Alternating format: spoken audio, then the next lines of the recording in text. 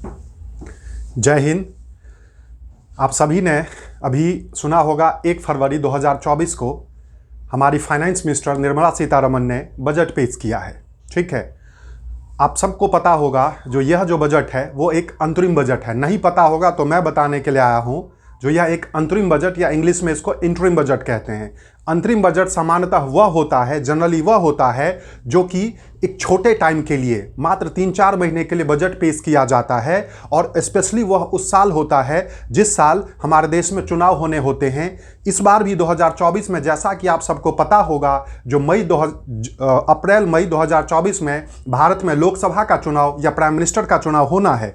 तो चुनाव होना है और आपको ये जरूर पता होगा जो भारत में जो फाइनेंशियल ईयर होता है, वित्तीय वर्ष होता है, वो 1 अप्रैल से लेकर के 31 मार्च तक होता है।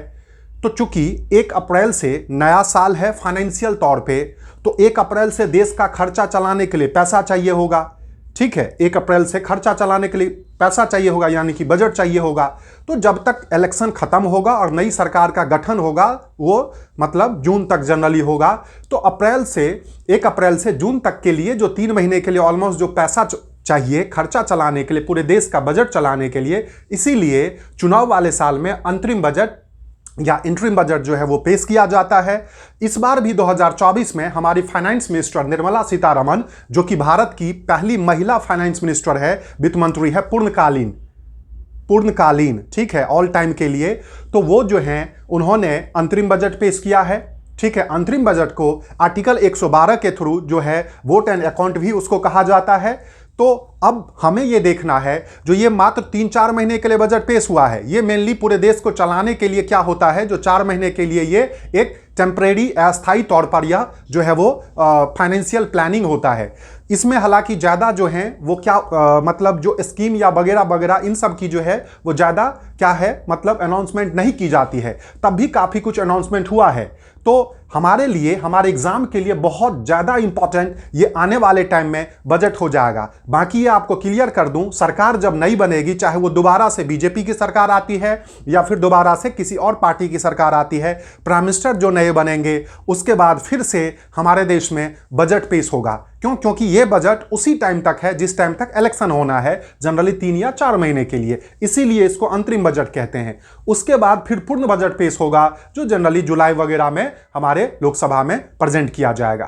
तो एक बार आपने शायद आपके चारों तरफ बहुत सारे यूट्यूब पे वीडियो घूमते होंगे जो बजट के बारे में बड़ी बड़ी भाषाएं और बड़े बड़े फाइनेंशियल टर्म वगैरह को लेकर के, मैं यहां पे आपको बिल्कुल नीट एंड क्लीन सिंपल भाषा में एक जो है न केवल बुकिस या कोई बड़े टर्मोलॉजी का यूज करते हुए सिंपल भाषा में आपको बजट के बारे में बताने आया हूं। और जो कि आने वाले जो डीएसएसबी एग्जाम, चंडीगढ़ पीआरटी है, आने वाले बीपीएससी का 3.0 है, किसी भी तरह का जो टीचर से संबंधित एग्जाम है या और कोई सा भी एग्जाम है, उसमें ये आपको डेफिनेटली काम आएगा, पता होना चाहिए। ठीक है, तो एक बार हम फिर से एक इंपॉर्टेंट टॉपिक लेकर के आप लोगों के सामने में आए हैं। ठीक है, और एक बार आप सभी का मेरे चैनल, आपके चैनल ज्ञान दर्पण जीएस में स्वागत है। और मैं जीएस मिश्रा बजट के साथ आप सभी को एक बार फिर से यहां पे जो है साथ लेते हैं। अब देखिए, सबसे पहली बात जैसा बात करते हैं तो ये क्या था, ये अंतरिम बजट है। आपको पता होगा ये अंतरिम बजट या इंग्लिश में इसको इंटरिम बजट कहते हैं। इंटरिम बजट सबसे पहली बात किसने प्रेजेंट किया, तो ये फाइनेंस मिनिस्टर निर्मला सीतारमण ने प्रेजेंट किया और वो उनका 6th टाइम था, मतलब 6ठी बार उन्होंने यह प्रेजेंट किया है। तो एक चीजें बहुत अच्छे से क्लियर हो गई। अंतरिम बजट आपको बता दिया जो जनरली जिस साल चुनाव होने होते हैं उस साल 3-4 महीने तक के लिए देश को चलाने के लिए बजट चाहिए होता है, क्योंकि देश का खर्चा जो है वो 1 अप्रैल से 31 मार्च के बीच वाला साल के हिसाब से चलता है। तो चूंकि ये 1 फरवरी को इसीलिए किया गया है जो आने वाले 1-1.5 महीने में क्या करेंगे, 1 अप्रैल से जो खर्चा करना है पूरे देश लेवल पे, उसके लिए प्रॉपर तरीके से प्लानिंग कर लिया जाए। साथ साथ जो चूंकि ये 24-25 क्यों कहा गया है, क्योंकि जैसा बताया 1 अप्रैल 2000 क्या है, ये 1 अप्रैल 2024 से यह बजट एग्जीक्यूट होगा, लागू होगा और टिल कह सकते हैं जून 2024 तक। ठीक है, जो भी आप कह लीजिए, मतलब एग्जाम जब तक जो है, मतलब हमारी सरकारों का जो एग्जाम है ना, मतलब सरकार का जो इलेक्शन है तब तक के लिए। तो एग्जैक्ट आप जून नहीं कहेंगे, हो सकता है जून मिड में भी हो जाए, जुलाई भी हो जाए, तो वो इस हिसाब से, बट ये 3-4 महीने के लिए है। साथ साथ इसी को अंतरिम बजट को या इंटरिम बजट को क्या कहा जाता है, वोट एंड अकाउंट भी कहा जाता है। ठीक है, और ये कब प्रेजेंट किया गया हमारे संसद में, लोकसभा में, तो 1 फरवरी 2024 को। तो ये बातें स्पष्ट तौर पे क्लियर हो गई। इस बार का बजट किस तरह का बजट था, इंटरिम बजट था, जो कि एक शॉर्ट टर्म के लिए किया जाता है। और आप लोगों को लास्ट वीडियो जो है वो मैंने बजट पे ट्रेडिशनल एक्चुअली जो कंटेंट बेस्ड है, स्टैटिक जीके और ट्रेडिशनल जीके के लिए जो बजट था वो आप लोगों के लिए टॉपिक लाया था। तो जिन्होंने अभी तक उस वीडियो को नहीं देखा हो वो प्लीज़, आपको 500% काम आएगा, उस वीडियो को आप देख लीजिए और आने वाले एग्जाम के लिए आप अपना 2 नंबर 4 नंबर सिक्योर कर लें जो उस पूरे टॉपिक से आता है। ठीक है, तो ये चीज अंतरिम बजट हो गया। किसने फाइनेंशियल किया? फाइनेंस मिनिस्टर कौन थी? निर्मला सीतारमण। और उन्होंने जो है 6ठी बार जो बजट पेश किया है और अंतरिम बजट को ही बेसिकली वोट एंड अकाउंट कहा जाता है, 1 फरवरी 2024 को किया। अब इसमें हुआ क्या क्या, फटाफट हम बात कर रहे हैं। तो इसमें जैसे ध्यान देना, जो यह पेपरलेस बजट थी। अब जनरली जो बजट प्रेजेंट किया जाता है हमारे संसद में वो पेपरलेस बजट होता है, मतलब पेपर जो है वो बजट का पेपर नहीं पढ़ा जाता है, टैब में सारी चीजें होती हैं और उसके बाद इसको जो है सबके सामने में जो है वहां पे पढ़ा जाता है। दूसरी बात है, क्वेश्चन पूछा जा सकता है जो पहली बार पेपरलेस बजट कब प्रेजेंट किया गया था? तो बजट सबसे पहली बार जो प्रेजेंट किया गया था पेपरलेस वो 2021 में किया गया था और वो भी निर्मला सीतारमण ने ही प्रेजेंट किया था। तो आप ये बहुत अच्छे से समझना, यह जो इंटरिम बजट थी वो क्या थी? पेपरलेस थी। और सबसे पहली बार पेपरलेस मतलब वो सिर्फ टैब में सारा डिटेल होता है और उसको पढ़ते हैं। सबसे पहले यह जो पेपरलेस बजट कब प्रेजेंट किया गया था हमारे संसद में? 2021 में। वहीं पे पेपरलेस बजट प्रेजेंट करने वाला पहला राज्य उत्तर प्रदेश था, यह भी ध्यान दीजिएगा। उत्तर प्रदेश पेपरलेस प्रेजेंट करने वाला पहला राज्य था। ठीक है, अब बात करते हैं इसमें क्या क्या इंपॉर्टेंट बातें हैं। तो सबसे इंपॉर्टेंट, बहुत इंपॉर्टेंट, आज़ादी का जो 100वां सालगिरह होगा हमारा। आपको पता होगा 1947 में हम आज़ाद हुए हैं, तो 2047 जो हमारे आज़ादी का 100वां सालगिरह होगा उसमें 2047 तक भारत को विकसित राष्ट्र मतलब डेवलप्ड कंट्री बनाने का जो है वो टारगेट या लक्ष्य रखा गया है। तो ये क्वेश्चन पूछा जा सकता है, तो बिल्कुल याद रखिएगा जो हमारे आज़ादी के 100वें सालगिरह पे, तो मतलब भारत को 2047 तक विकसित देश बोले तो डेवलप्ड कंट्री बनाने का लक्ष्य रखा गया है। क्या समझा आपने? भारत को 2024 तक 2047 तक, ठीक है। क्यों? क्योंकि 1947 में हम आज़ाद हुए थे, आज़ादी के 100 साल बाद हम जो है डेवलप्ड कंट्री बनेंगे और उसके तहत भारत जो है वो हमें हमेशा से एक कदम बढ़ाते आ रहा है अग्रसर की ओर। ठीक है, तो ये ध्यान दीजिएगा। उसके बाद इस बार के बजट में 4 प्रमुख वर्गों मतलब 4 मेजर कैटेगरी जो हैं, 4 प्रमुख समूहों जो है, 4 प्रमुख वर्गों पे कैटेगरी पे जो है फोकस किया गया है। उस पे जो है वो मतलब उनको जो है ध्यान में रख करके जो है अनाउंसमेंट की गई है। ये सरकार ने स्पेशली कहा है, जो इस बार बजट में सरकार ने 4 प्रमुख वर्गों पर जो है वो ध्यान केंद्रित किया है। तो क्वेश्चन पूछा जा सकता है इस अंतरिम बजट में कौन कौन से 4 प्रमुख वर्ग या कैटेगरी थे जिसपे सरकार ने फोकस किया है या ध्यान केंद्रित किया है? तो वो थे गरीबों, ठीक है, महिलाओं, युवाओं और किसानों पर फोकस किया गया है। तो 4 प्रमुख वर्ग समझ गए, गरीबों, महिलाओं, युवाओं और किसानों। देखो ये सारी चीजें मैं बार बार रिपीट कर रहा हूं, ये अंतरिम बजट की अकॉर्डिंग डेटा है। इंटरिम बजट 2024-25 के अकॉर्डिंग डेटा है। तो आपको बार बार ये मुझे कहने की जरूरत ना पड़े जो ये अंतरिम बजट में, ये आप अंडरस्टूड सी बातें हैं। 1 फरवरी को ये प्रेजेंट किया गया था। तो 4 कौन कौन से कैटेगरी हैं? गरीबों, महिलाओं, युवा और किसान। और आपको पता है किसी भी देश के यदि ये 4 कैटेगरी सक्षम हो जाएंगे, महिलाएं सक्षम हो जाएगी, युवा सक्षम हो जाएंगे, किसान यदि जो है वो संपन्न हो जाएंगे और साथ साथ गरीब संपन्न हो जाएंगे, तो फिर आप बताओ जो बचेगा क्या? फिर तो देश में कुछ जो है बचेगा नहीं और देश से जो है गरीबी, देश की अर्थव्यवस्था जो है वो मतलब कूदती फिरेगी। ठीक है, तो इसको ध्यान रखना है। और जब इनको टारगेट करके ही आगे आने वाले टाइम में 2047 तक हम एक विकसित कंट्री बन सकते हैं। अब बात करते हैं नेक्स्ट चीजें जो इसके साथ साथ क्या था। तो इन्होंने इस बार न्यू नेम ऑफ जीडीपी दिया है। मतलब जीडीपी जो है आपको पता होगा ग्रॉस डोमेस्टिक प्रोडक्ट है, उसके बारे में हम डेप्थ में अलग से इकोनॉमिक का टॉपिक पढ़ेंगे। बट इस बार हमारे बजट में हमारी सरकार ने, फाइनेंस मिनिस्टर ने जीडीपी के बारे में एक नया टर्मोलॉजी बोला है। ठीक है, तो क्वेश्चन पूछा जा सकता है जो जीडीपी का क्या नाम दिया है, क्योंकि बजट में बोला है, पूरे देश ने सुना है, पूरे देश में ब्रॉडकास्ट हुआ है, तो क्वेश्चन बनेगा। जीडीपी को नया नाम दिया है गवर्नेंस, डेवलपमेंट एंड परफॉर्मेंस। क्या समझा? पहले जीडीपी ग्रॉस डोमेस्टिक प्रोडक्ट होता था, इस बार सरकार ने कहा है गवर्नेंस, डेवलपमेंट और performance. Governance, development and performance. ध्यान दीजिएगा, चार कौन कौन से वर्ग हैं जिस पे फोकस किया है? तो गरीब, महिला, युवा और किसान। क्लियर है? इस बार बजट पेपरलेस था। सबसे पहली बार बजट पेपरलेस कब था? 2021 में। और पहला पेपरलेस बजट प्रेजेंट करने वाला राज्य कौन था? यूपी था। क्लियर हो गया? अब बात करते हैं इस बजट में, साथ साथ इस बजट में क्या किया है? रिफॉर्म, परफॉर्म, ट्रांसफॉर्म का भी सिद्धांत दिया गया है। मतलब इस बजट में हमारी जो फाइनेंस मिनिस्टर है निर्मला सीतारमण, उन्होंने क्या है? रिफॉर्म, परफॉर्म और ट्रांसफॉर्म, इसका जो है प्रिंसिपल दिया है। साथ साथ आपने सभी ने सुना होगा जो अब अभी तक कहा जाता था हमारी सरकार की, मतलब भारत सरकार की जो ये वो थी अनाउंसमेंट थी, जो भी सबका साथ, सबका विश्वास और सबका आत्मविश्वास। ठीक है, सबका साथ, सबका विश्वास और सबका आत्मविश्वास जो है वो, ठीक है, इस बार जो है उन्होंने साथ साथ ये है जो सबका सहयोग का भी जो है वो रखा है, जो भाई सबका साथ, सबका विकास और सबका आत्मविश्वास और सबका जो है वो क्या होना चाहिए? योगदान भी, प्रयास भी होना चाहिए। ठीक है, तो ये भी कहा है। तो इस बजट में किस सिद्धांत प्रिंसिपल को दिया है? तो रिफॉर्म, परफॉर्म और ट्रांसफॉर्म को दिया है। वहीं थोड़ा सा आप ध्यान दीजिएगा, एक बहुत इंपॉर्टेंट अनाउंसमेंट की गई है। क्या किया गया है? तो देखो, देश जो है, हमारा देश राज्यों का संघ है। आपको बता दिया था लास्ट वीडियो में भी बजट का। अब बार बार कह रहा हूं, उसको देख लीजिए। वो ट्रेडिशनल और स्टैटिक जीके का बहुत इंपॉर्टेंट टॉपिक है। आपको पता होगा भारत राज्यों का संघ है। आज के डेट में भारत में 28 स्टेट और 8 यूनियन टेरिटरीज हैं। तो जब राज्य संपन्न होगा तब जाकर के ही तो देश संपन्न होगा ना। आप किसी सोसाइटी में रहते हैं और उस सोसाइटी के सारे घर यदि अच्छे होंगे तभी तो उस सोसाइटी में सारी चीजें अच्छी चलेंगी। अदरवाइज 4 आदमी पैसा देगा, 4 आदमी पैसा नहीं देगा, वहां पे लठ बज जाएगा आपस में। समझ रहे हो ना? तो गार्ड रखने के लिए गेट पे दिक्कत हो जाएगी, ये अलग बात है, सोसाइटी के रूल होते हैं। बट जिसके पास पैसा नहीं है वो रूल के अगेंस्ट चला जाएगा।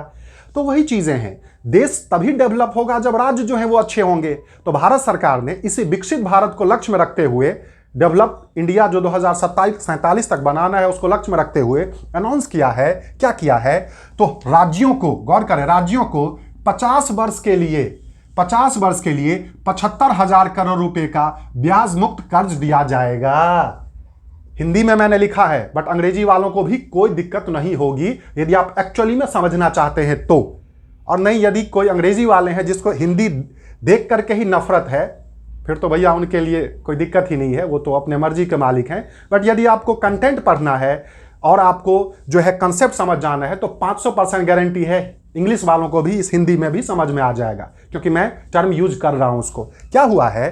तो डेवलप कंट्री को डेवलप करने के लिए जो 2047 तक लक्ष्य रखा गया है, तो इस बजट में हमारी सिर्फ निर्मला सीतारमण ने यह कहा है जो हर राज्यों को, जो राज्य चाहेंगे उनको 50 वर्ष के लिए फ्री में बिना टैक्स का, विदाउट इंटरेस्ट 75,000 करोड़ रुपए जो है उनको क्या दिया जाएगा? जो है वो लोन दिया जाएगा। और उस लोन से आप क्या करोगे? अपना जो राज्य है जिसको जितना पैसा मिलेगा वह क्या करे? उस स्टेट को अपना चमकाएं, मतलब उस स्टेट को आत्मनिर्भर बनाने में, उस स्टेट को अच्छा बनाने में, गरीबी मुक्त बनाने में, उस स्टेट की जनता को जो है मतलब प्रॉपर तरीके से सर्वाइव कराने के लिए वो अपना अलग अलग काम करें। तो ये समझना, राज्यों को 50 वर्ष के लिए 75,000 करोड़ रुपए का जो है वो ब्याज मुक्त कर्ज दिया गया है। वहीं पे साथ साथ इस बजट में, ये जो बजट अंतरिम बजट है, इसमें आपको पता है जो हर डिपार्टमेंट, हर जो मतलब मिनिस्ट्री है उसको पैसा दिया जाता है। तो सबसे ज्यादा, गौर कीजिए, सबसे ज्यादा 6.2 लाख करोड़ रुपए जो है रक्षा मंत्रालय को दिया गया है।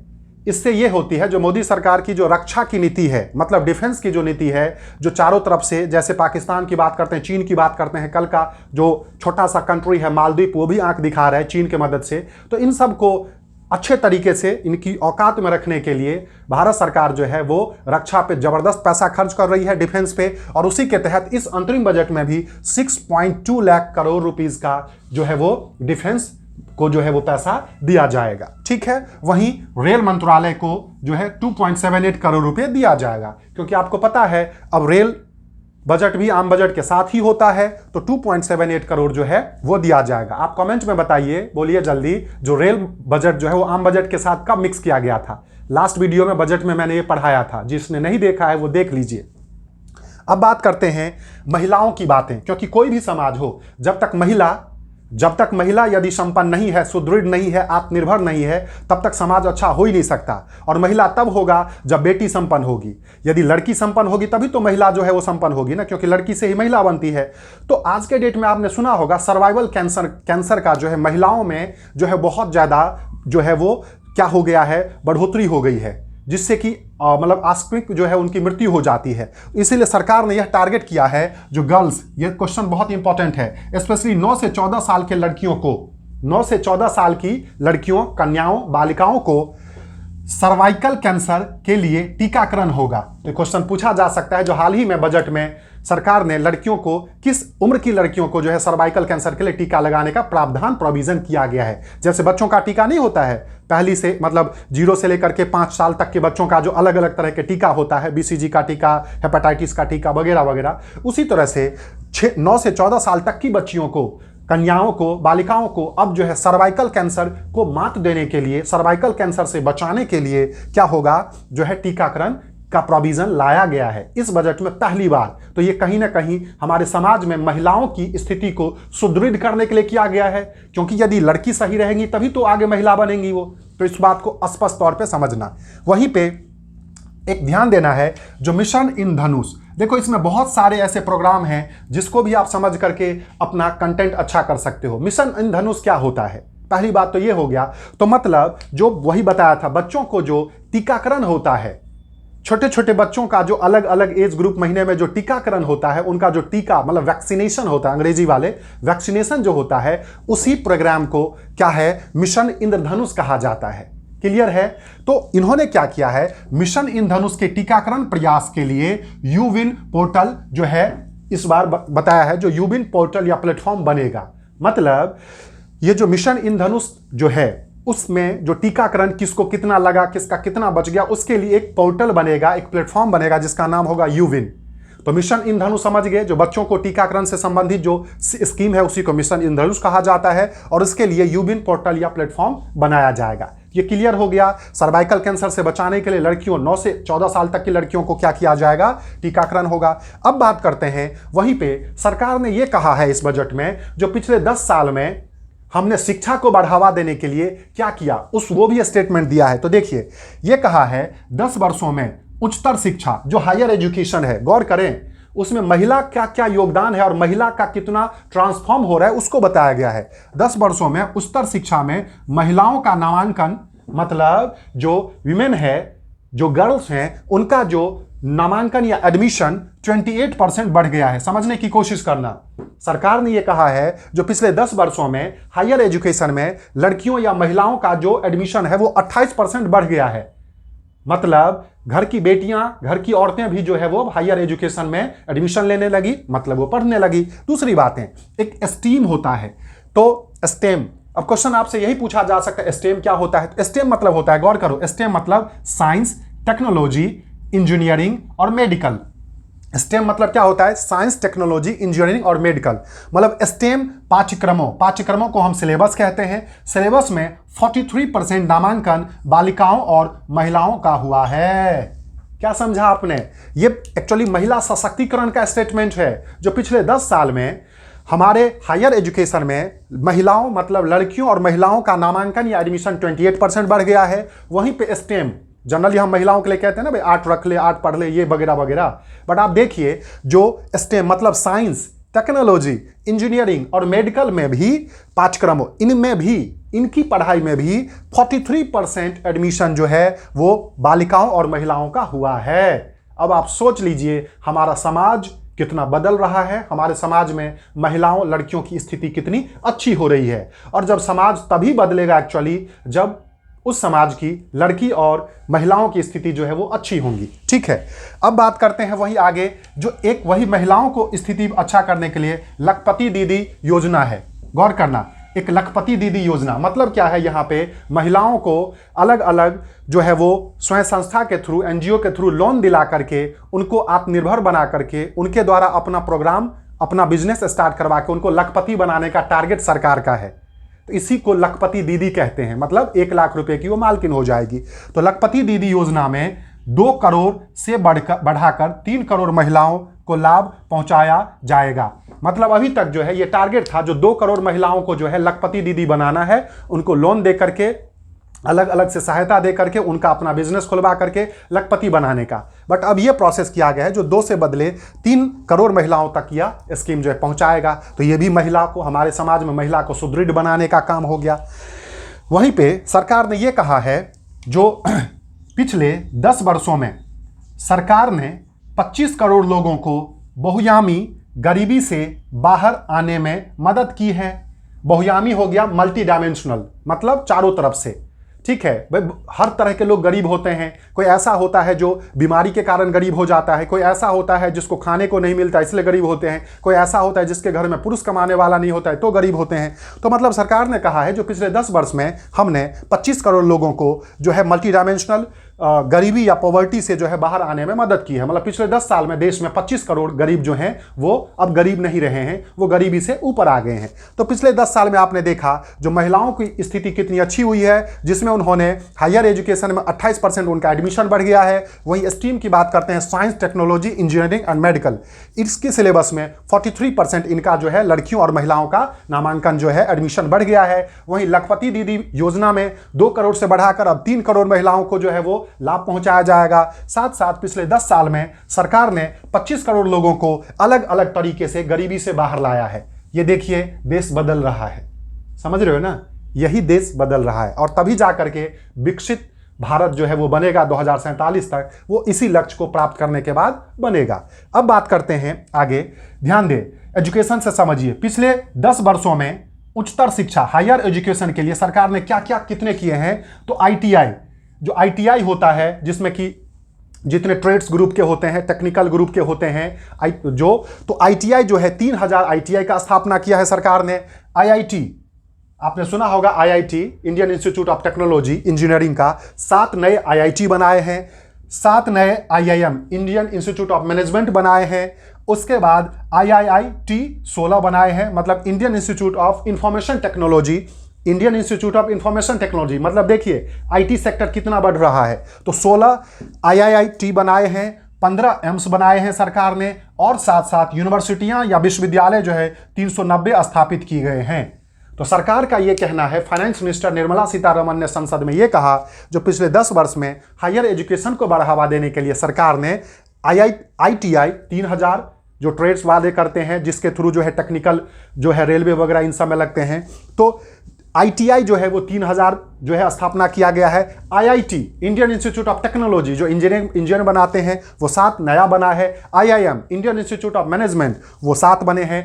IIIT मतलब Indian institute of information technology वो 16 नए बने हैं, और AIIMS all India institute of medical science वो 15 बने हैं। मतलब हर सेक्टर में इतना जो है नई चीज़ें बनाएगी, और यूनिवर्सिटी या विश्वविद्यालय 390 स्थापित किए गए हैं। तो ये पिछले 10 साल का सरकार का जो है ये डेटा है। वहीं पे आप सभी को पता होगा जो सरकार के द्वारा किसानों को सालाना मदद करने के लिए एक योजना बनाया गया है, PM किसान योजना, ठीक है। उसके तहत हर साल हमारे किसान भाइयों को 6000 रुपये 3 किस्तों में दिया जाता है। 2-2 हज़ार का किस्त होता है, और वो 6000 रुपये हर साल दिए जाते हैं मदद के दौर पे किसानों को। किसान सम्मान योजना इसको कहते हैं। तो उसके तहत ये कहा गया है जो 11.8 करोड़ किसानों को सीधा अकाउंट में भेजा गया है। मतलब पहले क्या होता था, किसी तरह का जो है वो बिचौलिए पैसे रख लेते थे, एक्चुअली जिसको दे रहे सरकार वहां तक पहुंचता नहीं था। अब क्या, चूंकि ये डायरेक्ट बेनिफिट ट्रांसफर से क्या हुआ है, DBT से क्या हुआ है, डायरेक्ट जो भी स्कीम है उसका पैसा सीधे किसानों के अकाउंट में जाता है। तो सरकार यही कह रही है, जो 6000 रुपये जो PM किसान योजना के तहत किसानों को सम्मान के लिए जो दिया जाता है वो 3 किस्त में देते हैं, 2-2 हज़ार करके, और अभी तक टोटल 11.8 करोड़ किसानों को 11.8 करोड़ किसानों को इतना पैसा जो है डायरेक्ट पहुंचाया जा चुका है। तो आपने समझ लिया PM किसान योजना क्या होता है। मतलब किसानों को 6000 रुपये सालाना 3 किस्त में उनको सम्मान के तौर पे दिया जाता है। मिशन इंद्रधनुष क्या होता है, तो आप समझना, जो बच्चों का टीकाकरण के लिए जो मिशन है उसी को मिशन इंद्रधनुष कहते हैं। महिलाओं को सर्वाइकल कैंसर से बचाने के लिए, लड़कियों को बचाने के लिए 9 से 14 साल तक की लड़कियों को कैंसर का टीका लगाया जाएगा। लखपति दीदी योजना क्या हो गया, तो महिलाओं को जो अपने स्वाभिमान को जो है मतलब सम्मान पहुंचाते हुए और बेसिकली 1 लाख रुपए तक का जो है उनको बिजनेस करा करके और उनको जो है आत्मनिर्भर बनाने के लिए लखपति दीदी योजना है। तो ये सब चीजें, उसके बाद एक और चीजें कही गई है यहां पे, जो पीएम मन, देखो पीएम जनमन योजना, पीएम जनमन योजना, तो यह भी क्वेश्चन पूछा जा सकता है पीएम जनमन योजना क्या है। तो पीएम जनमन योजना के तहत आदिवासियों समूह की मदद की जाएगी, मतलब आदिवासी समूह मतलब ट्राइबल ग्रुप जो है। तो पीएम जनमन योजना किससे संबंधित हो गया? आदिवासी समूह से। तो आदिवासी समूह को जो है मदद करने के लिए पीएम जनमन योजना जो है वो लागू किया गया है, जिसके तहत आदिवासी समूह को क्या किया जाएगा? मदद किया जाएगा। ठीक है, ये चीज हो गई। तो आपने यहां तक के बारे में बहुत अच्छे से समझ लिया, जिसमें सरकार ने आगे क्या करेंगे, पिछले 10 साल में क्या किया है और आगे का क्या प्लान है, वो सारी चीजें इसमें बताई है। अब हम आगे इसकी बात कर लेते हैं, इस तरफ अब देखते हैं। तो नेक्स्ट पॉइंट जो है, अभी आप लोगों ने सुना होगा 22 जनवरी को राम जी हमारे आ गए थे, रामलला आ गए थे। उसका वीडियो भी आपके प्लेलिस्ट में अवेलेबल है। जिन्होंने नहीं देखा है, न केवल धार्मिक भाव से, आप एग्जाम के लिए भी आपको देखना ही पड़ेगा। मंदिर किसने बनाया जो है, तो ये यदि हम बात करते हैं तो रामलला की मूर्ति किसने बनाई, वास्तुकार कौन था, बहुत तरह की क्वेश्चन है उसमें, आप उसको देख लीजिए, समझिए। ठीक है, वो आप जो है प्लेलिस्ट में वीडियो अवेलेबल है। तो उसी दिन 22 जनवरी को ही हमारे पीएम साहब ने एक प्लान योजना का अनाउंस किया था, जिसको कहते हैं पीएम सर्वोदय योजना, पीएम सूर्योदय योजना। पीएम सूर्योदय योजना क्या है? सूर्योदय मतलब सूर्य का उदय। तो पीएम सूर्योदय योजना जो है 22 जनवरी 2024 को पीएम द्वारा घोषणा किया गया था। हमारे प्राइम मिनिस्टर साहब ने जब वो अयोध्या से आए थे रामलला का मूर्ति का उद्घाटन करके, उसके बाद उन्होंने पीएम सूर्योदय योजना का अनाउंसमेंट किया था 22 जनवरी को। तो पहला एक ये भी हो गया। देखो कितने प्लान या योजना है। तो पीएम सूर्योदय योजना 22 जनवरी 2024 को पीएम साहब ने अनाउंस किया था। अब ये है क्या, अब समझिए। एक्चुअली इसके तहत ये है, यह टारगेट किया गया है जो 1 करोड़ परिवार में, 1 करोड़ परिवार के घरों पर जो है वो सोलर पैनल लगाया जाएगा। और सोलर पैनल के थ्रू क्या होता है, चूंकि हम उष्णकटिबंधीय ट्रॉपिकल एरिया में रहते हैं जहां पे सूरज की रोशनी बहुत पर्याप्त तरीके से पड़ती है हमारे यहाँ पे। तो जब सूरज की रोशनी पर्याप्त पड़ती है तो जो एक ट्रेडिशनल जो हमारा परंपरागत जो फॉसिल्स वगैरह ऊर्जा है, जीवाश्म ऊर्जा है, जिससे बहुत ज़्यादा कार्बन का उत्सर्जन या एमिशन होता है, तो उसको कम करने के लिए सरकार ने यह जो है किया है, जो अल्टरनेटिव जो भी एनर्जी के स्रोत हैं उसको ज़्यादा से ज़्यादा डेवलप किया जाए। तो चूंकि हमारे यहाँ सूरज की रोशनी बहुत ज्यादा आती है, तो उसको लेकर के सरकार सोलर पैनल या सोलर प्लेटों को छतों पे लगाया जाएगा 1 करोड़ परिवारों को। और उसके साथ ही उन सभी परिवारों को 300 यूनिट तक बिजली मुफ्त भी दिया जाएगा, क्योंकि यह जनरली टारगेट है जो एक दिन में 12 से 14 यूनिट जो है एक छत से बिजली जो है उत्पादन हो जाएगा। तो उस हिसाब से 30 दिन में 300 से ज़्यादा ही वो उत्पादन करेंगे तो उतना बिजली उनको फ्री दिया जाएगा।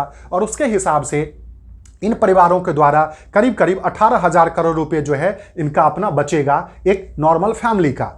तो सूर्योदय योजना वही है जिसके तहत हर घर के छत पे, 1 करोड़ घर के छत पे सोलर प्लेट सरकार के द्वारा लगाया जाएगा और वो उससे बिजली उत्पादन करके जो है अपना फायदा करेंगे। तो ये ध्यान दीजिएगा, ये कितनी बड़ी बातें हैं। ठीक है, ये वो मुफ्त वाला वो नहीं है जो मुफ्त में बिजली पानी दे दूंगा वोट बैंक के लिए। ये क्या है, कहीं ना कहीं कार्बन उत्सर्जन को कम करने के लिए, अदर जो एनर्जी है उसको डेवलप करने के लिए सोलर प्लेट लगाया जाएगा और उसके थ्रू आप बिजली उत्पादन करोगे तो आपको बिजली फ्री में मिलेगा, आप नहीं उत्पादन करोगे आपको नहीं मिलेगा। तो वही चीजें हैं, ध्यान देना। जो सूर्योदय योजना, पीएम सूर्योदय योजना 22 जनवरी 2024 को पीएम द्वारा घोषणा किया गया था, जिसमें छत पर सोलर पैनल लगाया जाएगा और बजट में इसके लिए 10,000 करोड़ रुपए का प्रावधान किया गया है। तो ये ध्यान दीजिएगा, पीएम ने तो अनाउंस कर दिया, बट उसका पैसा भाई पूरे देश में वो लागू होगा तो बजट में ही तो पैसा आएगा ना, क्योंकि बजट बोला था खर्चा और आमदनी का कैलकुलेशन होता है। तो इस बजट में निर्मला सीतारमण ने इसके लिए पीएम सूर्योदय योजना के लिए सोलर प्लेट छत पे लगाने के लिए 10,000 करोड़ रुपए का प्रोविजन किया है। क्लियर हो गया। इसके तहत यह कहा गया है जो छत पर सोलर पैनल लगाने से 1 करोड़ परिवार को 300 यूनिट बिजली हर महीने फ्री प्राप्त होगा। 1 करोड़ परिवार को हर महीने 300 यूनिट बिजली फ्री प्राप्त होगा। वो कैसे प्राप्त होगा, जैसा बताया था, क्योंकि हर परिवार द्वारा एक दिन में 14 से 15, 12 से 14, 15 यूनिट के आसपास बिजली सोलर प्लेट के थ्रू उत्पादन होगा। तो जितना उत्पादन होगा उतना उनका खपत होगा, तो उनको वो फ्री में मिलेगा। ये आप बहुत अच्छे से ध्यान दीजिएगा। वहीं चूंकि इसी के थ्रू क्या होगा आगे, आप ध्यान देना, जो सरकार ने ये कहा है, जो वर्ष 2070 तक कार्बन उत्सर्जन का नेट जीरो लक्ष्य को हासिल करना है। मतलब क्या है, गौर करें। कार्बन उत्सर्जन मतलब हो गया कार्बन एमिशन, कार्बन एमिशन कहते हैं अंग्रेजी में, और नेट जीरो टारगेट को अचीव करना है। मतलब कार्बन एमिशन का नेट जीरो टारगेट अचीव करना है बाय 2070। इसका मतलब ये हो गया, जो जितने भी हमारे जीवाश्म ईंधन है ना, जैसे कि पेट्रोल की बात करते हैं, डीजल की बात करते हैं, कोयले की बात करते हैं, ये फॉसिल्स जो फ्यूल हैं, इन सब से बहुत ज्यादा कार्बन का उत्पादन होता है, कार्बन निकलता है, जो हमारे एटमॉस्फेयर में जाकर के ग्रीन हाउस गैस बनाती है, ग्लोबल वार्मिंग को बढ़ावा देती है, और जिससे क्या हो रहा है, हमारे पूरे के पूरे पृथ्वी का टेम्परेचर बढ़ता जा रहा है, जो कि उससे क्या होगा, बर्फ पिघलेगा, और बर्फ पिघल करके जो नीचे जो एरिया में लोग रहते हैं वो फिर पानी में डूब जाएंगे। तो ये तो एक ग्लोबल खतरा है बहुत ज्यादा। तो उसी को बचाने के लिए हर कंट्री को अपना अपना जो कार्बन एमिशन है, मतलब कार्बन उत्सर्जन जो है, वो कम करना पड़ेगा। तो जब जनरली जो डेवलप्ड कंट्रियां हैं वो ऑलरेडी कम कर रही है, पर जो डेवलपिंग है, मतलब जिनको अपना प्रोडक्शन भी करना है, अपना स्टील भी उत्पादन करना है, लोहा भी बनाना है, तो उसके लिए धुआं तो निकलेगा कोयला के उत्पादन से। तो उसको ध्यान में रखते हुए सरकार ये कह रही है, जो ऑल्टरनेट एनर्जी का बहुत यूज करेंगे, और 2070 तक हम कार्बन उत्सर्जन मतलब कार्बन एमिशन का नेट जीरो टारगेट रखेंगे। उसके लिए ऑल्टरनेट क्या क्या होगा, तो देखिए, जिसके लिए सरकार सौर ऊर्जा, वही सोलर एनर्जी, पवन ऊर्जा, वाइंड एनर्जी, देखिए इसमें कोई कहीं पॉल्यूशन की बातें नहीं होगी। बायोगैस मिश्रण वाली सीएनजी और पीएनजी उत्पादन को प्रोत्साहित किया जाएगा। मतलब जो बायोगैस होता है, जिसमें कि किसी तरह का जो है क्या होता है, मतलब कोई उससे कार्बन एमिशन नहीं होता है, तो बायोगैस वाली सीएनजी और पीएनजी जो है उसका प्रोडक्ट किया जाएगा, सोलर एनर्जी को प्रोडक्ट किया जाएगा, और वाइंड एनर्जी को प्रोडक्ट करके उसके बाद 2070 तक हम नेट जीरो टारगेट पर पहुंचेंगे कार्बन उत्सर्जन के लिए। ये ध्यान देना। उसके बाद सरकार ने किसानों को एक इंपॉर्टेंट इनाम, गौर करना, इनाम मतलब क्या हो गया, electronic national agriculture market, electronic national agriculture market के तहत 1361 अनाज मंडियों को एकीकृत किया जाएगा। एकीकृत मतलब जो है यूनाइट किया जाएगा। मतलब 1361 मंडियों को एक पोर्टल बना करके, इलेक्ट्रॉनिक तरीके से पोर्टल बना के उन सबको उस पर जो है वो रखा गया है। आप अपना अनाज वहां बेच सकते हो, खरीद सकते हो। ईच एंड एवरीथिंग जो है वो क्या हो गया है, अब कंप्यूटराइज हो गया है। तो वही सरकार ने इनाम के थ्रू, कई बार इनाम पूछ दिया जाएगा, तो इलेक्ट्रॉनिक नेशनल एग्रीकल्चर मार्केट के थ्रू के तहत 1361 अनाज मंडियों को जो है, जितने भी अनाज मंडी होते हैं, को एकीकृत किया गया है। वहीं पे सरकार की एक स्कीम है जिसको कहते हैं पीएम आवास योजना ग्रामीण। मतलब ग्रामीण क्षेत्र में, रूरल एरिया में जो एक पक्का मकान देने का जो सरकार का लक्ष्य होता है, वो पीएम आवास योजना के थ्रू होता है। पहले इसका नाम इंदिरा गांधी आवास योजना था, जिसको मोदी गवर्नमेंट ने बदल करके पीएम आवास योजना रख दिया। ठीक है, तो इसके तहत 3 करोड़ आवास के लिए लक्ष्य को प्राप्त करने के करीब है। मतलब गांव में गरीब लोगों को, 3 करोड़ गरीब लोगों को अभी तक जो है वो करीब करीब पक्का मकान दिया जा चुका है, और अगले 5 वर्ष में 2 करोड़ एक्स्ट्रा आवास का लक्ष्य बताया गया है। ये सारी बातें इस बजट में बताया गया है, ये स्पष्ट बता रहा हूं, ये सारी बातें इस बजट में है। जो फिर से ये कहा गया, जो पीएम आवास योजना जो रूरल ग्रामीण के में जो गरीबों को जो पक्का मकान दिया जा रहा है, उसके तहत 3 करोड़ आवास के लक्ष्य को प्राप्त करने का करीब है, और अगले 5 वर्ष में 2 करोड़ एक्स्ट्रा आवास जो है, मतलब उनको घर जो है वो दिया जाएगा। उसके तहत आप सभी को पता होगा, अभी हाल ही में G20 सम्मेलन हुआ था, और आपने सुना होगा अलग अलग जगह पे G20 का अलग अलग सम्मेलन हुआ था, और जो मेन सम्मेलन वो नई दिल्ली में भारत मंडपम में हुआ था, सबको पता होगा। तो यही कहा है सरकार ने, जो G20 60 जगह पर G20 की बैठक कराकर वहां पर्यटन को बढ़ावा दिया गया है। मतलब ये जो G20 की बैठक जो है वो 60 जगह हुई थी, और उस 60 जगह पे, चूंकि वो इंटरनेशनल लेवल पे वो जगह आ गया, और उसके बाद वहां पे टूरिज्म को जो है बढ़ावा दिया जा रहा है। और जब टूरिज्म की बात आएगी तो कौन भूलेगा लक्षद्वीप को।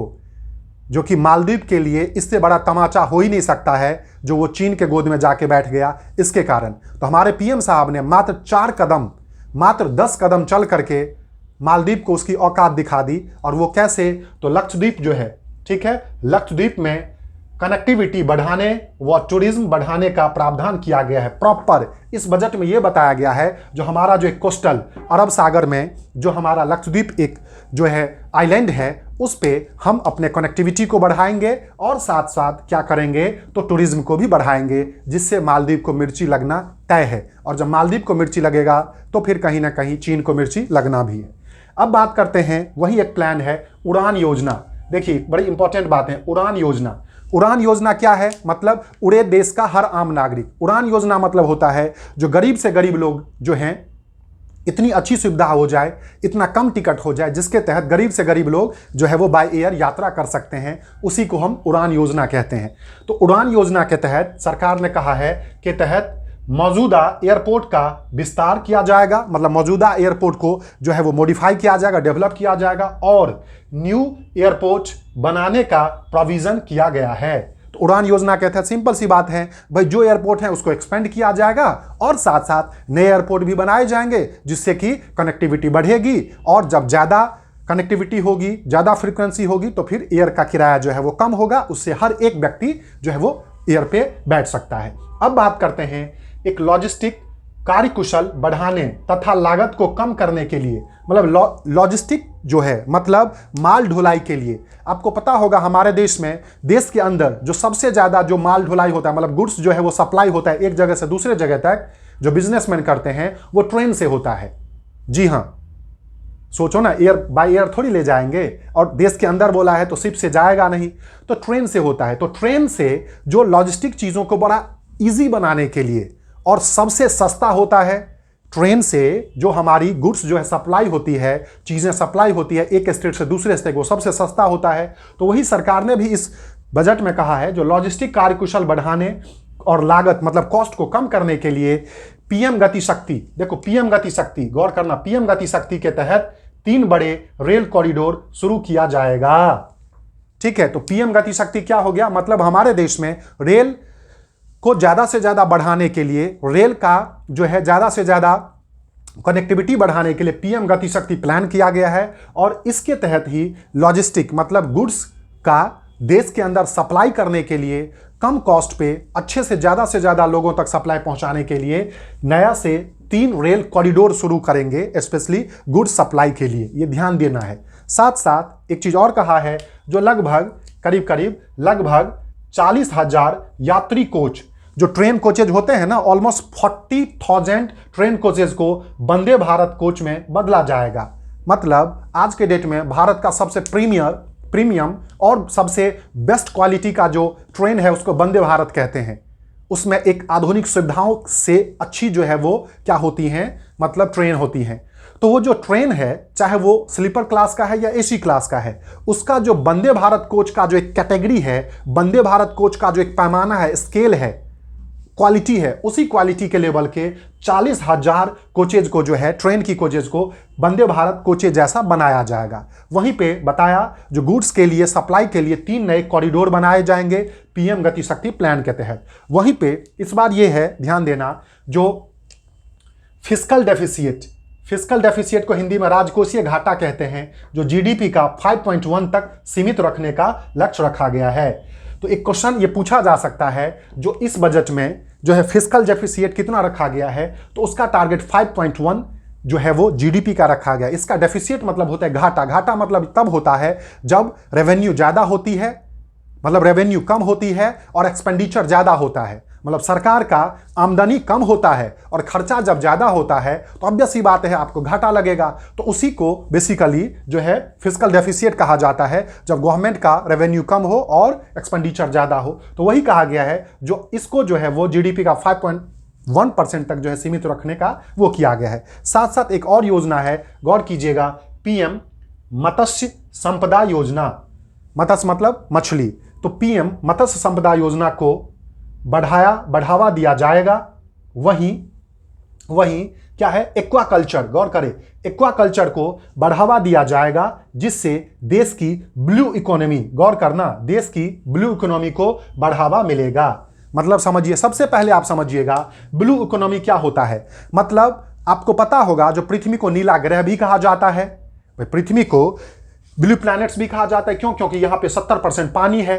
और हमारे देश की बात करते हैं तो हमारे देश के आधे से ज्यादा, हमारे देश के 3 तरफ पानी ही पानी है। तो जब पानी पानी समुद्र है तो यहां पे मछलियों का ज्यादा उत्पादन होता है और मछलियों से संबंधित जो है और उस पानी में बहुत तरह की चीजें जो हैं वो प्रोडक्ट किया जाता है और उसका जो है वो सप्लाई किया जाता है। उससे क्या होता है, चूंकि उस पानी से जो है इकोनॉमी पे इंपैक्ट पड़ता है, अच्छा होता है, इसलिए उसको ब्लू इकोनॉमी कहते हैं। तो मतलब ब्लू इकोनॉमी में मतलब मछलियां और उससे संबंधित और चीजों का प्रोडक्शन करना। तो ये कहा गया है जो पीएम मत्स्य, गौर करें, मत्स्य मतलब मछली, तो पीएम मत्स्य संपदा योजना को बढ़ावा दिया जाएगा। मतलब मछली के प्रोडक्शन, मछली के सप्लाई, मछली का जो हर चीज है उसके थ्रू जो है उसको बढ़ावा दिया जाएगा। और साथ साथ एक्वाकल्चर, एक्वाकल्चर में ही वही होता है, मछली उत्पादन और उससे संबंधित चीजों का प्रोडक्शन। तो एक्वाकल्चर को बढ़ावा दिया जाएगा जिससे देश की ब्लू इकोनॉमी को भी बढ़ावा मिलेगा। मतलब पानी वाली, जो पानी से जो इकोनॉमी डेवलप हो रही है उससे बढ़ावा मिलेगा। ठीक है, तो ये चीजें जो हैं, ये चीजें और ये चीजें, ये दोनों चीजें आपके जो हमारे इंटरिम बजट में जो प्रोविजन था इन सबको आपको बताया गया है। ये किसी भी एग्जाम के लिए डेफिनेटली प्रोबेबल टॉपिक होगा। आप बहुत अच्छे से इसको देख लीजिए, समझ लीजिए। आप वीडियो को जो है बहुत अच्छे से देख के इसका प्रॉपर नोट्स बना लीजिए और आपको जो बड़े बड़े टर्मिनोलॉजी वाले वीडियो देखने की जरूरत नहीं पड़ेगी। वहीं पे एक क्वेश्चन और ट्रेडिशनल में आपको, जैसा मैंने लास्ट वीडियो में बजट में बताया था, जो आम बजट को इस बार जो है रेल बजट को आम बजट में क्या कर दिया गया, मर्ज कर दिया गया। 2017 से यह स्टार्ट हो गया था। तो एक क्वेश्चन पूछा गया है जो किस कमेटी के रिकमेंडेशन पे रेल बजट को आम बजट में मर्ज किया गया। तो आप ध्यान दीजिएगा, बेसिकली यहां पे है विवेक देवराय कमेटी के रिकमेंड पर रेल बजट को आम बजट में मर्ज किया गया है। यह क्वेश्चन बहुत इंपॉर्टेंट है। आप सभी को याद होगा 1924 में एकवर्थ कमेटी के रिकमेंडेशन पर आम बजट से रेल बजट को अलग किया गया था। तो आपने किसी के कहने पर उसको अलग कर दिया तो किसी के कहने पर मिलाओगे भी ना। तो संयोग से 2017 में अरुण जेटली जी जब वित्त मंत्री थे, प्राइम मिनिस्टर नरेंद्र मोदी थे, उनके समय में 2017 में पहली बार रेल बजट और आम बजट कंबाइंड तौर पे प्रेजेंट किया गया था 1 फरवरी को। और वो किस कमेटी के रिकमेंडेशन पे ऐसा पहली बार हुआ था? तो विवेक देवराय कमेटी के कहने पर रेल बजट को आम बजट में मर्ज किया गया था। वहीं पे पिछले वीडियो में जो बजट वाला ट्रेडिशनल सारे के सारे स्टैटिक जीके के क्वेश्चन थे, 20 कम से कम क्वेश्चन, उसको जो है बताया था। तो आप प्लीज उस वीडियो को भी देख लीजिए। और ये अंतरिम बजट 2024-25 का है, मतलब 1 जनवरी 2024 से अगले 3-4 महीने के लिए जो ये पूरा प्रोविजन है वो है।